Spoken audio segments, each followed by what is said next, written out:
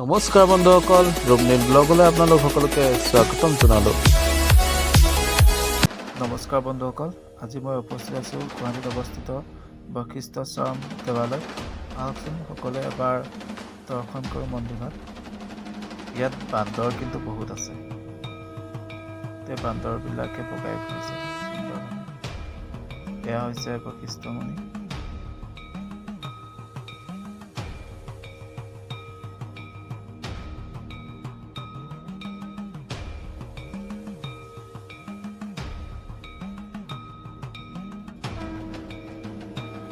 সঁচাই বহুত ধুনীয়া এটা পৰিৱেশ।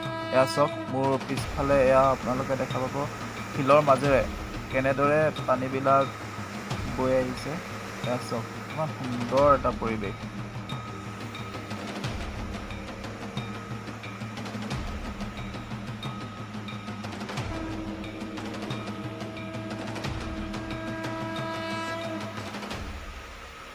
এই মন্দিৰভাগ দৰ্শন কৰি সঁচাই যে মনত যি দুখ আছিলে, দুখবোৰ যে একদম নাইকিয়া হৈ গ'ল। মনটো বহুত পাতল পাতল অনুভৱ হৈ গৈছে। সঁচাই বহুত ধুনীয়া এডোখৰ ঠাই, আৰু সঁচাই আপোনালোকে এবাৰ আহিব পাৰে ইয়ালৈ। মন্দিৰভাগৰ চৌপাশটো মই আপোনালোকক অলপ দেখাবলৈ চেষ্টা কৰিম। চাওকচোন এবাৰ সকলোৱে।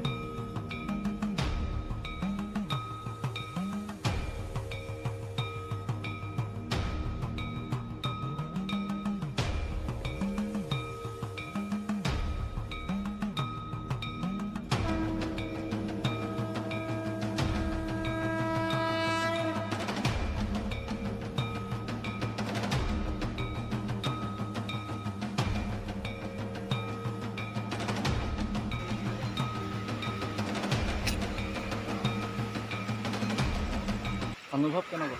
বঢ়িয়া, খুব সুন্দৰ অনুভৱ। আজি এখন কাৰ্যকৰ্তা সন্মিলন হ'ল। কাৰ্যকৰ্তা সন্মিলনত আমি অংশগ্ৰহণ কৰিলোঁ। অংশগ্ৰহণ কৰাৰ পিছতে আমি ওচৰতে থকা বশিষ্ঠ মন্দিৰ, য'ত নেকি বশিষ্ঠ মুনিৰ তীৰ্থভূমি, পুণ্যভূমি, তপভূমি, বশিষ্ঠ আশ্ৰমত আজি আহিলোঁ। খুব সুন্দৰ পৰিৱেশ আৰু খুব মনটো প্ৰফুল্লিত হৈ গৈছে। খুব ভাল লাগিছে। ধন্যবাদ। আপোনাৰ অনুভৱ কেনেকুৱা? আজি বশিষ্ঠ আশ্ৰমত আহি খুব ভাল লাগিছে। মনটো পবিত্ৰ যেন লাগিছে। সেইফালে সকলো ফটো মাত ব্যস্ত। বৰ ধুনীয়া ফটো মাৰিলে। এইফালে এজন দাদা আছে, গৰু ধুনীয়া। গৰু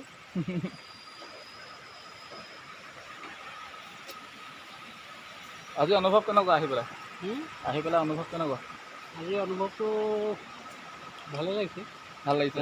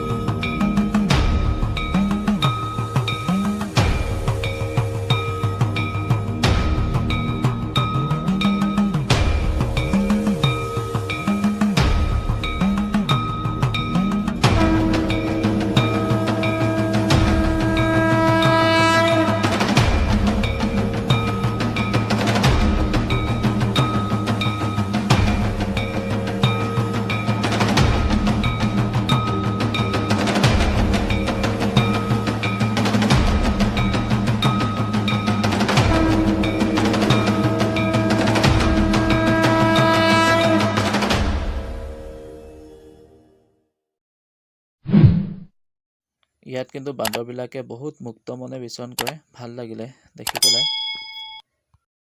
যদি ভিডিঅ'টো ভাল লাগিলে লাইক, শ্বেয়াৰ, ছাবস্ক্ৰাইব কৰি দিব আৰু কাষতে থকা বেল আইকনটো দবাই দিব। ধন্যবাদ।